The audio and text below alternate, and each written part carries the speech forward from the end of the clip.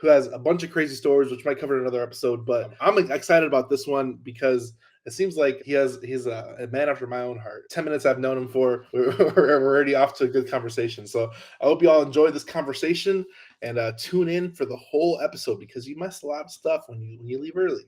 It happens. I get it, but don't miss the whole episode. So, Tom, where are you from? Where are we having this conversation from today?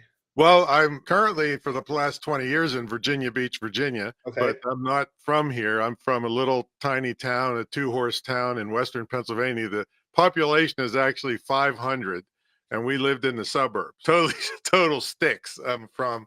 And it's called Claysville, Pennsylvania, named after the great statesman Henry Clay. I don't really think he slept there or anything. I think his horse just took a dump there on the way through, and that was good enough for us to name it Claysville. So I have a Pennsylvania story that makes me laugh because you said it's a 2-horse town. Yeah. So I used to be a truck driver, and I was driving through the middle of nowhere in Pennsylvania, and I actually hit a Amish town. Yeah. So you definitely were in an Amish town because they all got horses. Yeah, that's the other end of the state. But yeah, if we might eat the horses if we had a horse over on our. Oh no!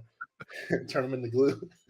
Yeah, that's crazy. So from Pennsylvania, now you live in Virginia Beach. One of the crazy things I think why we have you on this podcast is you never had a job. I think like minimum 1%. Like 1%. Why would anybody want to have a job? I mean, I just don't understand this at all.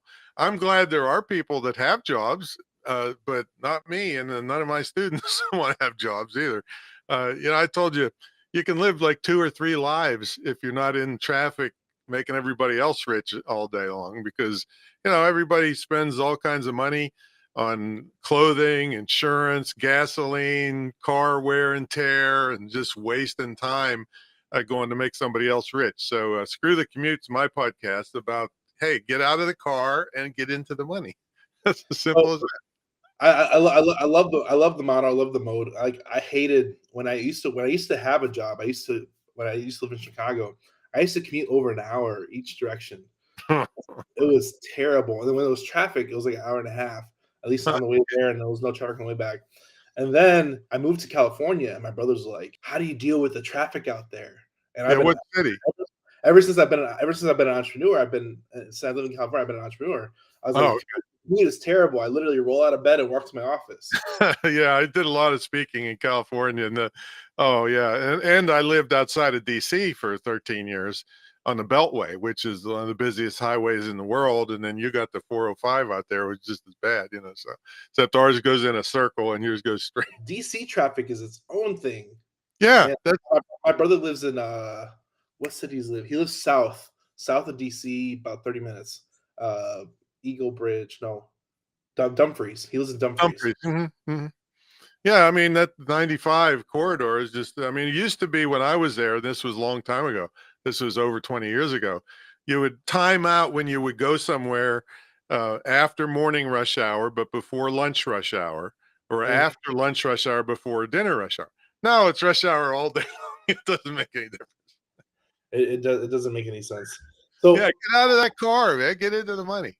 All right, let's talk about that, man. So how have you, like, I don't want to say it's luck because I think you put in a lot of work, but yeah. How did you end up without a job? Because that's insane to me. Well, my dad came from Syria on a cattle boat back in the early 1900s. The time he was 10 years old, he was head of household. He put the first electric light bulb in Carnegie, Pennsylvania ever, and had his own electrical contracting firm at 13 years old. So I kind of come from a lineage of entrepreneurs. Awesome. I was telling you earlier, you're trying to pronounce my name. My name is a mistake because he came into Ellis Island from Syria. And in those days, this early 1900s, they named you from where you came from. So he was Saman from Antioch, Syria. But they couldn't read it at Ellis Island, so they said, "Okay, you're Sam Antion." So that's how we got our name. His name's up on the wall there. But then he was always an entrepreneur. Like I said, had his own electrical contracting firm at 13 years old, and so I was destined to become an entrepreneur. That's all I saw my whole life. This is. I think it's just right here is an amazing conversation. So, is that your grandfather?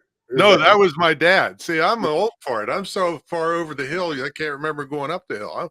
I'm 67 going on 12. And so he died at 94 and still had all his hair too. So I'm in good shape there. Wow.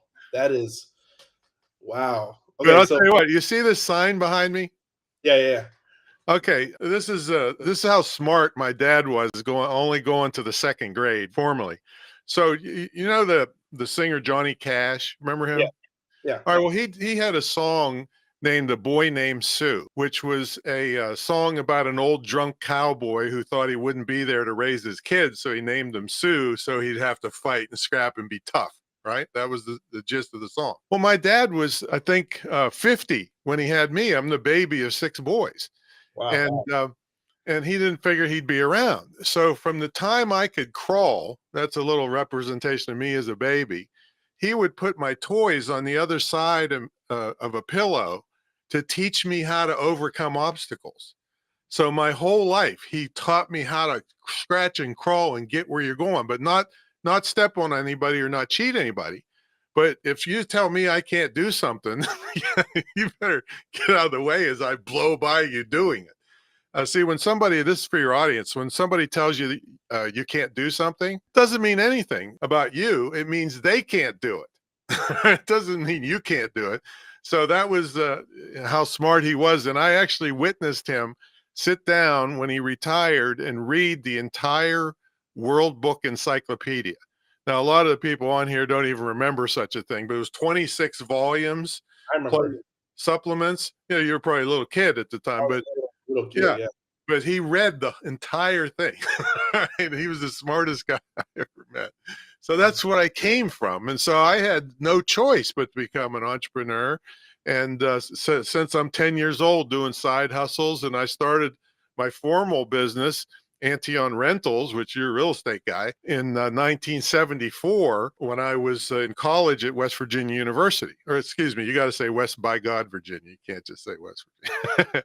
And I'm sitting there reading a book by William Nickerson. This was long before all the no money down stuff came around. And it said how to turn $1,000 into $1,000,000 in real estate. And I'm sitting there and I don't even have a couch to repossess. And I did those things. And by the time I graduated, I owned 5 apartment buildings and a hotel. All right. So yeah, I've been entrepreneurial my whole life and I see the value. And and if there's one just small silver lining to the pandemic, it's that people finally got the idea, oh, you can work from home. I've been preaching that for 25 years. And they say, oh, I didn't know you could work from home. Yeah, you can. And so It's all this real estate in New York, all the commercial real estate is hurting because they're like 30% occupancy. it sounds So sounds it sounds like a new idea during COVID, but you've been preaching it for a while. a long time. That's cool, man. So one thing I really want to dive into your dad because that's such a great conversation. I think teaching your kids to problem solve and how to handle objection and not getting everything handed to them is Uh, really really important and it's priceless comes down the road because I think it's just crazy to me too because like I'm 30 and I have a 5-year-old so like me being 50 I'm like I'll probably have a different perspective on parenting too. well, I tell you, I don't have any kids, but I've done, I've done quite a few things where I'm ragging on parents. And Uh, I do it and I get away with it because I'm acting as a reporter, not as I couldn't possibly know what it's like for you to handle that 5-year-old and be responsible for every little thing that that little child does and has. But the thing is, I see what comes to me to try to apply for jobs. It's sad.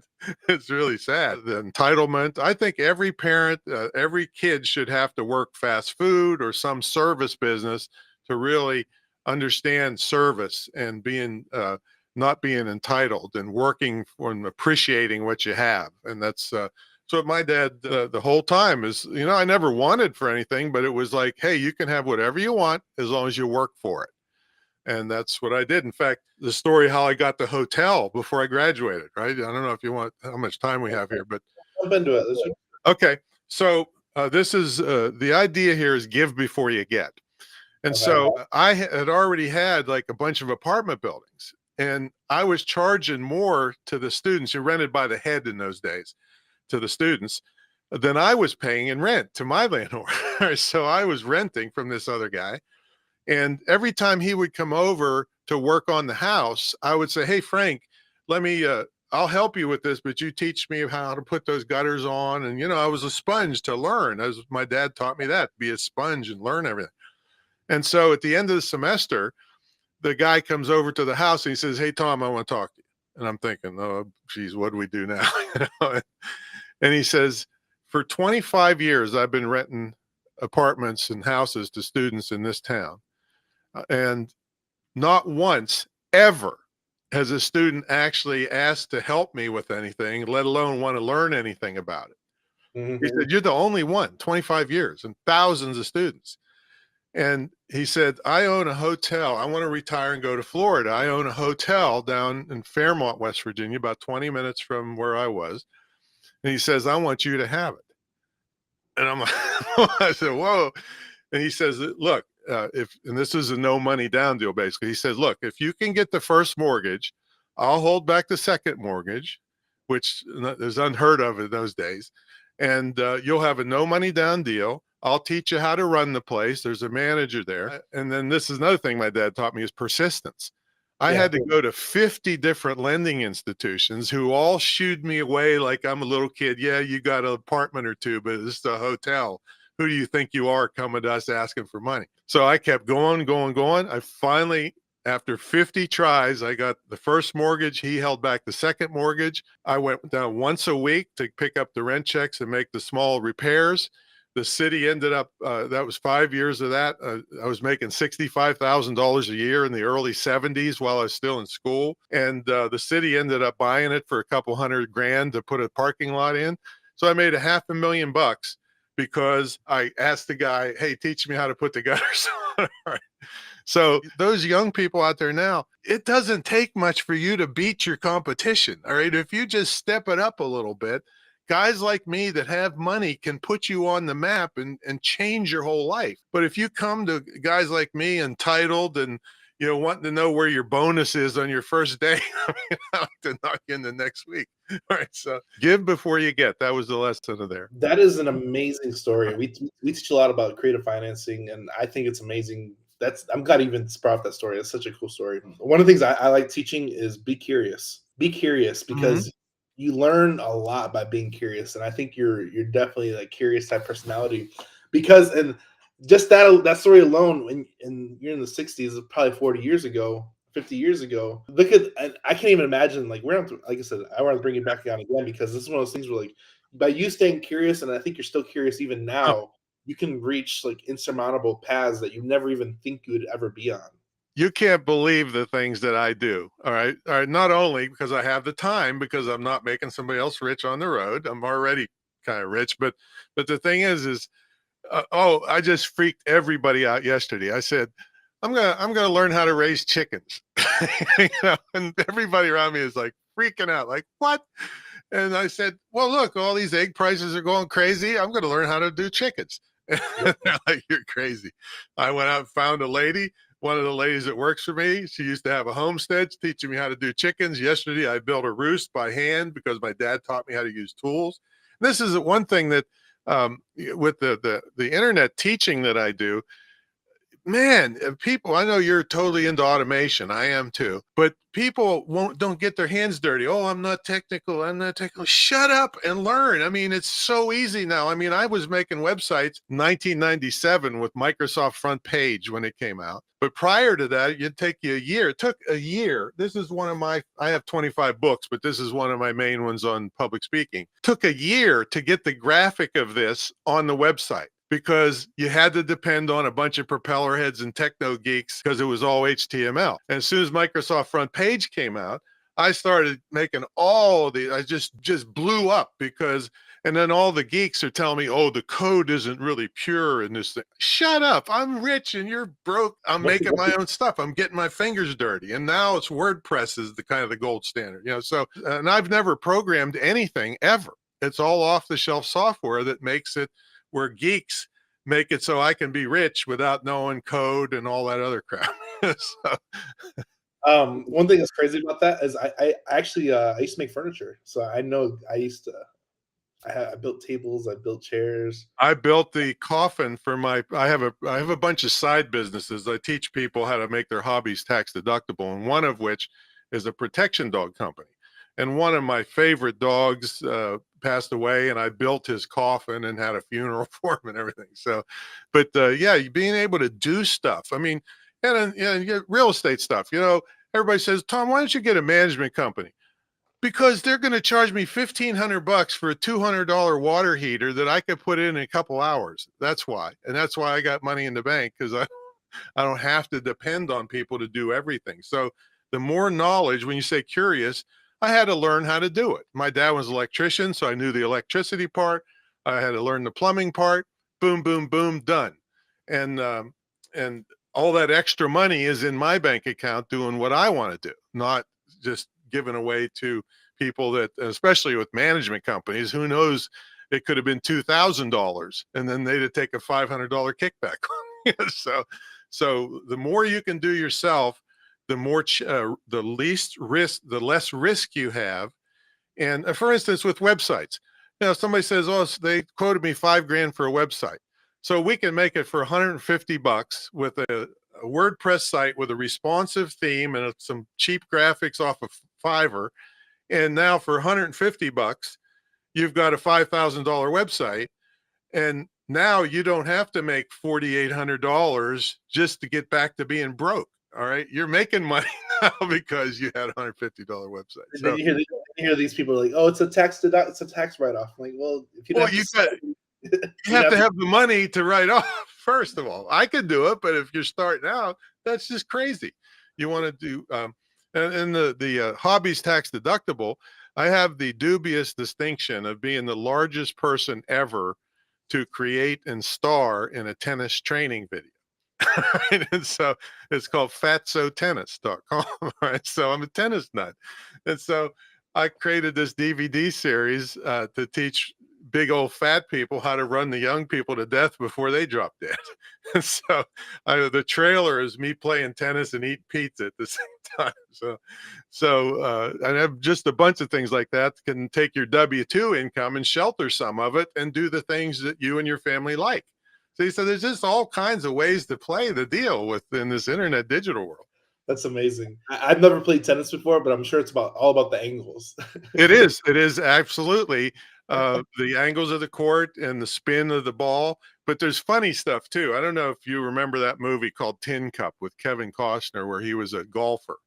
And well, anyway, he had lost his mojo, and so he was trying all these gadgets, to help him with his golf game. And so in tennis, a tennis racket, you hold it and the butt of the racket's here and the head of it's up here. Well, there's a suction cup you can put on the butt of the racket, so you can go down and you never have to bend over to pick the ball up for fat people. so there's all kinds of stuff like that you can use. But the angles of the court, yeah, that's the way you could really run the other person to death before you drop dead. Man, my knees are already hurting. I know. No, there's a lot of good. I think you're a curious person by nature, and I think you overcome anything you want to do. You're determined to do it. So exactly. even like the chicken coop thing, I thought about doing it too, just because I just want some acres. But I'll probably do the chicken coop thing because my family eats a lot of eggs, so we might as well make it happen. Exactly. I've seen them as much as $9 a dozen out there too. Could I afford it? Yes. Is it probably going to cost me more to fool with the chicken? But it doesn't matter. I'm learning all the time.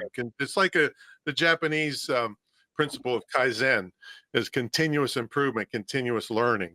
And that's what helps you, at my age, I got to worry about Alzheimer and everything else. So the more you can build those synapses in your brain by learning, the healthier you're going to be in the long run. This show is sponsored by HiveMind CRM. It is more than just a CRM. It is a real estate and business mastermind that comes with an all-in-one CRM. You can have unlimited websites and users. You can call, text, RVM, and email all in one user interface. And you can set up custom automations for any type and multiple businesses. 65% of companies start using a CRM system within the first 5 years of business. Once implemented, the Hive Mind will save you on marketing, give you more time, and make more money. One of our users had his first $100,000 month using our system in June. We want to see you automate and accelerate your business. Text us at 210-972-1842 for future meetings, and of course to get our $1 course on how to make more than 6 figures on one land deal. You can schedule your free demo today at hivemindcrm.io. Yeah. 67. What has been your best thing you've left in the world that you've created so far? No, it's pretty easy. Yeah, so I do a lot of charity stuff, and I've raised lots of money for animals, and rescue dogs. I got a rescue husky in there right now. I got 2 German shepherds in there right now. But the best thing probably, I was doing a speech out in Vegas, I think it was, and somebody was on stage in between the speakers talking about a charity that fed homeless children. Okay. And I'm sitting there looking at my fat gut with my Dunlap disease, your belly Dunlap over your belt. Right? And I'm thinking, holy I cannot, how can I sit here and let those innocent children starve? And the definition of a homeless child is, the average is 9 years old. And the definition is they move at least once every 30 days. And it could be from a cheap hotel to under a bridge somewhere. So it's really, really bad. So I thought, what can I do about this? So I got on stage and I auctioned myself off because I'm pretty well known in my field and helping people with internet stuff.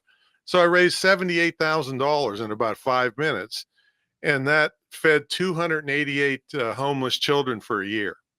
So that kind of thing is the kind of thing that I'm, why I still do this. I can do a lot of good in the world and help a lot of people in their business and all that stuff. So that's probably the best thing I ever did.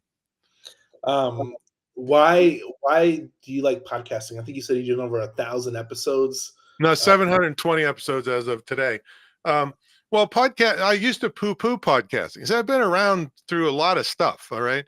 And so, in the beginning, podcasting was just a bunch of people wanting to hear themselves talk. There was no money in it, and there was no audience. They just, oh, I'm a broadcaster. Woo.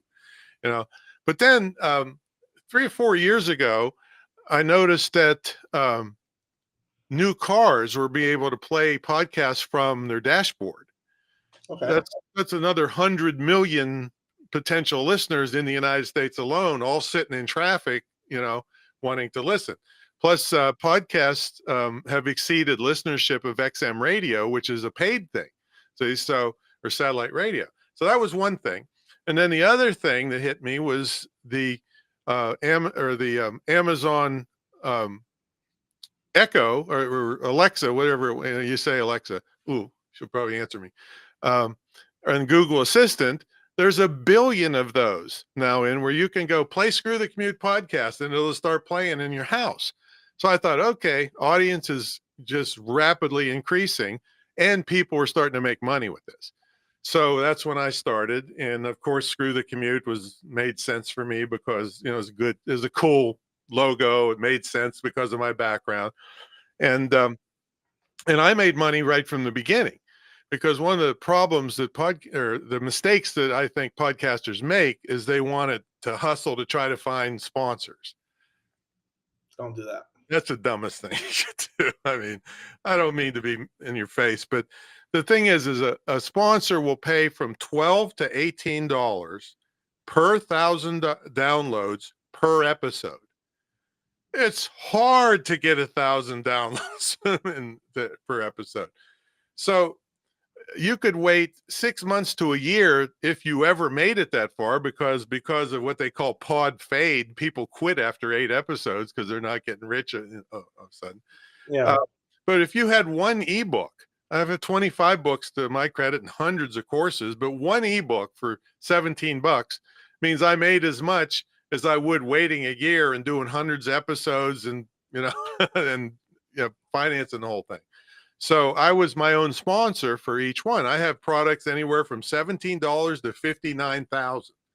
And so one thing can make, would be 2 or 3 years of profit for, a regular podcast person. So people were making money, the audience is increasing. So that was when I jumped in. Yeah. How long you been doing it for? Must be 4 years now, I think. Yeah, it's 3 episodes a week, and we're at 720 episodes. Yeah, that's good. Yeah, I've done over 300. I've done over 300 in the last 2 years. So it's been an interesting journey, and I like the conversation and talking to different professionals like you and hearing different crazy stories. And I learn a lot from my guests, and I think that's the bias that I get. Well, I hate to tell you, I'm not a professional. I'm like a country bumpkin.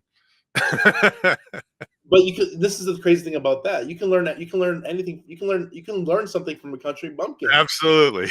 It doesn't matter where you came from, what you look like, or what race you are. You can learn something from every single person. I tell people, you could take any farmer from my hometown and put them in any government office on earth, and they would make better decisions because they have common sense, and they know, hey, if I spend this money, this is my money, not, oh, let's throw a billion here, billion there to see if frogs mate on their backs. I don't know all the crazy things they spend money on.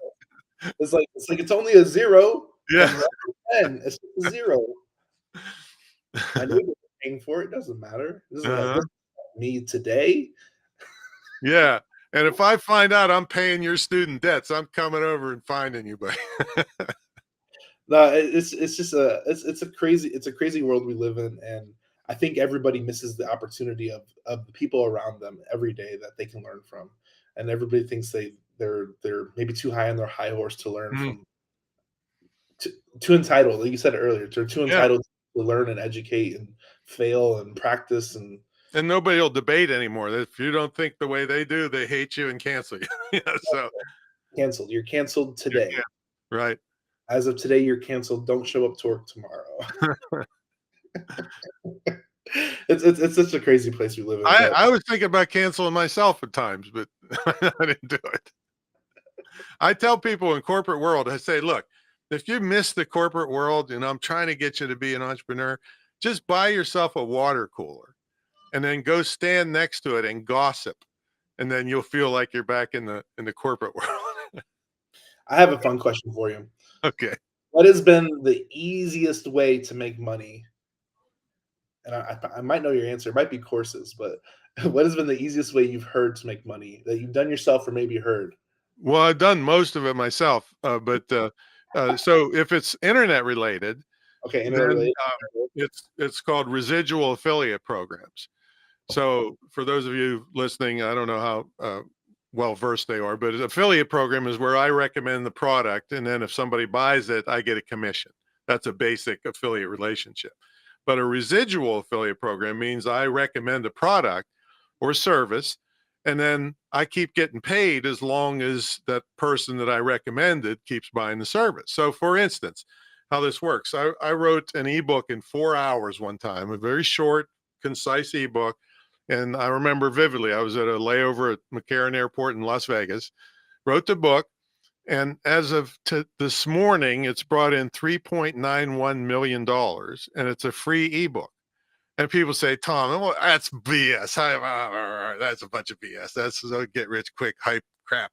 No, it isn't. Here's the mechanism.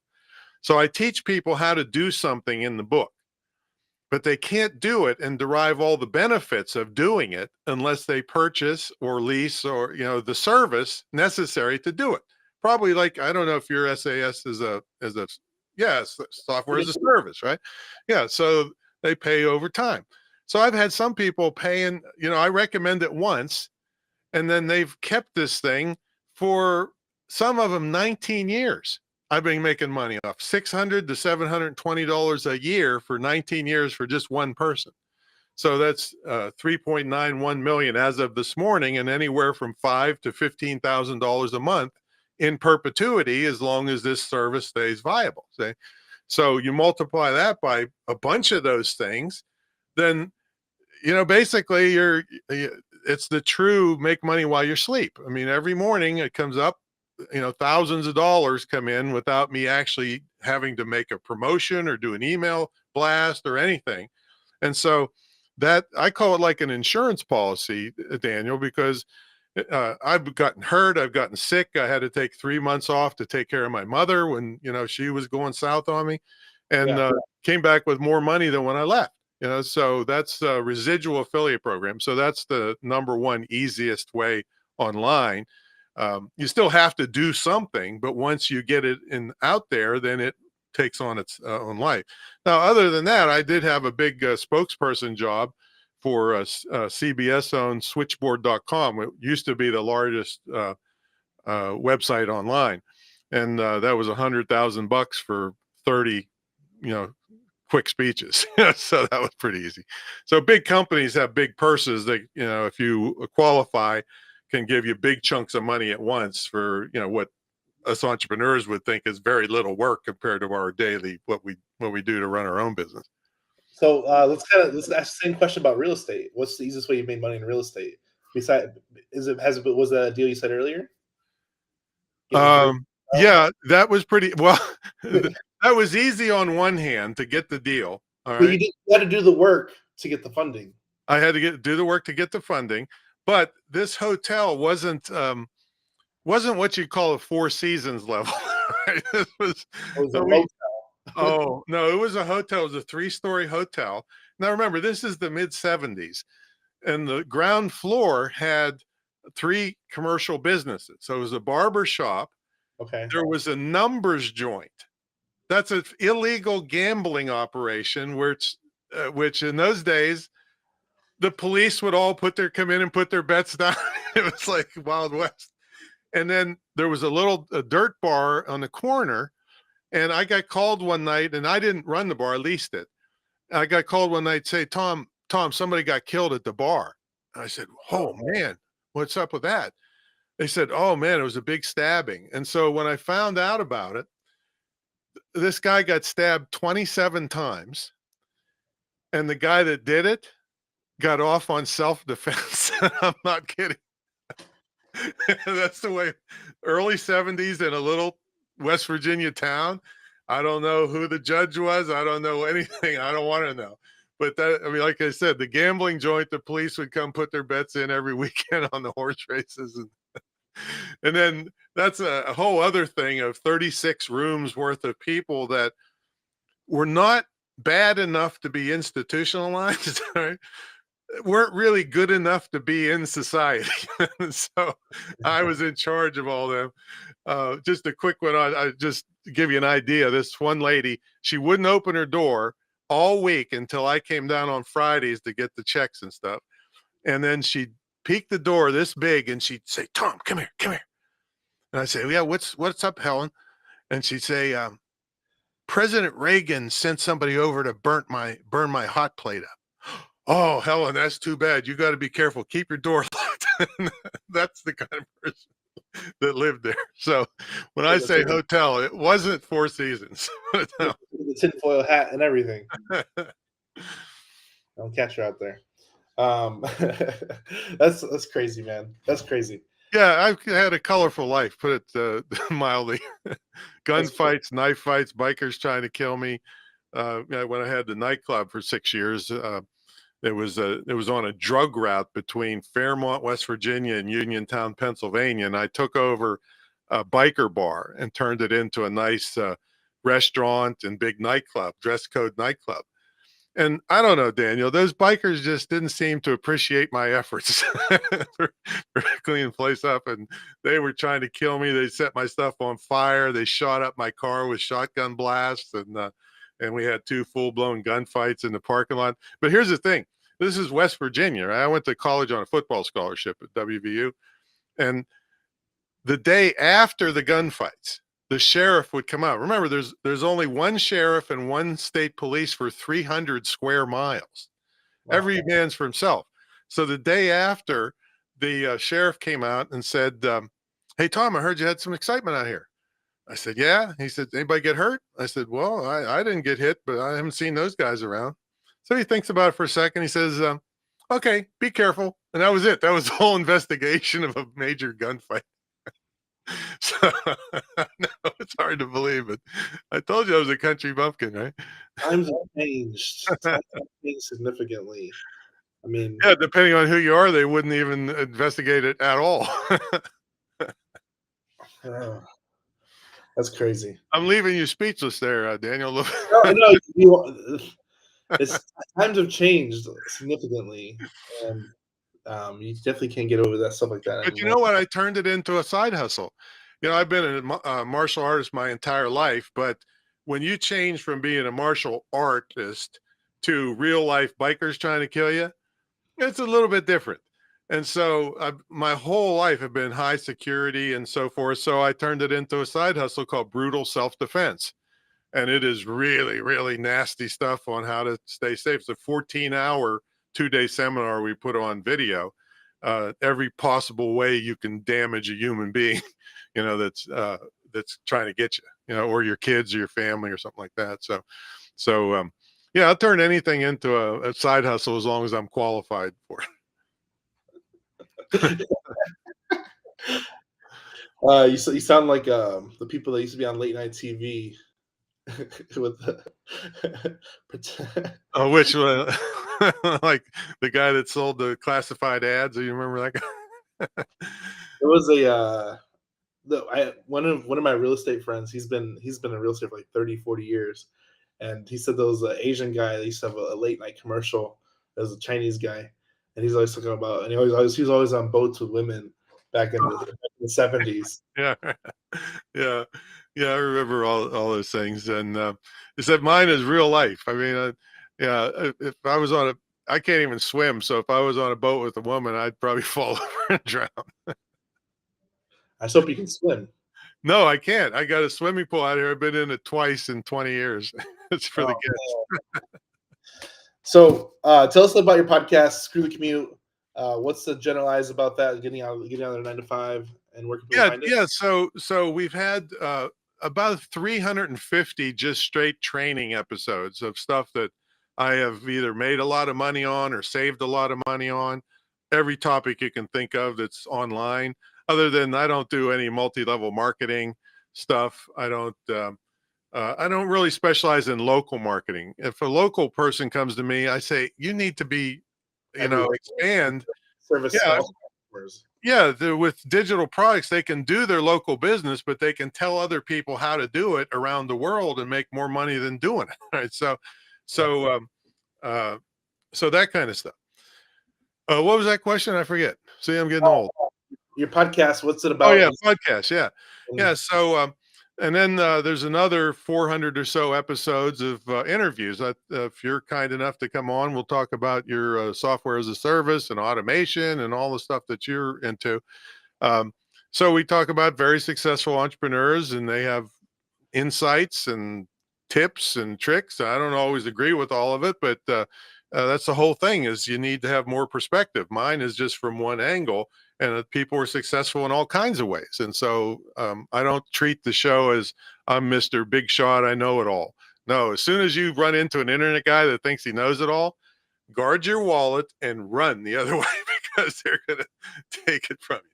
So that's the nature of the show. 3 times a week. We do have occasionally a youth episode of some very young person doing great things, and so we'll have a special episode for them. September is Vetpreneur Month, so it's all veteran-owned businesses. So we're very pro-military. My dad was in the cavalry, actually had a horse back in El Paso, Texas. Yeah, he lied about his age to get in the Army. So yeah, it's very popular. There's no really much ads on it other than me as a sponsor with my mentor program, and I have hundreds of products and ebooks and courses and all kinds of stuff over the years. So that's been pretty good. That's my story, and I'm sticking to it. Screw the Commute podcast. Go check it out. I'll have to get on the calendar to get say my piece, but This has been a great episode, man. I appreciate everybody learn something, learn a little bit about overcoming, do the work, and learn. Be curious. I think And get into digital marketing and get residual money coming in. Digital marketing. It's a little bit of everything on the show. I hope you guys enjoyed it. Thanks for your time, Tom. I really, really appreciate you, man. This has been a great episode. I got a freebie for him if you want to give him something. How'd you win the freebie? Go ahead. Yeah, well, you're into automation, so and I'll have to probably update my book now because I have a book on how I automate stuff, not to the level that you're talking about, but just little things. Like, for instance, I use a program called Short Keys. We estimated it's saved me 8 million keystrokes, where it's a macro program that, I get the same questions all the time. So the answers, I hit a couple keys and it types the whole answer in, boom, like that. So there's just a bunch of little tricks and tips I use like that to make me lightning fast I want people taking care of customers, making products and services and prospects and all that, not fighting with their computer, which I know that's what you're into. So that's they can get that at screwthecommute.com/automate free. And it's not a little 3-page dinky crap. It's like 60, 70 pages of how to automate yourself. That's crazy. I have a list of podcasts I was going to do is how I automate my life, and that's one I use Short Keys. Yeah. Oh, really? No kidding. I've been using it since 1997. So with mine, I didn't even hear about it until I had an iPhone. An iPhone has the capability to create short keys. Yes. Now that I have an iMac computer, I can use the short keys on my computer and my phone. The same. Yeah, we I don't my cell phone's here. Yeah, you can do. There's some of that covered in the book. And now, if I think on the Mac, it's Keyboard Maestro is an equivalent. It's actually more. It'll do more things than Short Keys, but Short Keys has just saved me carpal tunnel syndrome. True. Yeah, for everybody listening, man, stuff like that is it's simple to implement, and once you memorize your short keys, oh man, I can't even tell you how much I've saved on my phone and on my computer, URLs, all this stuff. I just hit 2 buttons or 3 buttons and it pops up. It's amazing. Yeah, and I'm sure you get a lot of questions over and over and over again. It'll drive you crazy to go, even if you had to go get the answer and find it and cut and paste it, that's just ruins your train of thought. This is bam wham. One other thing that I do is I have signature files in my email.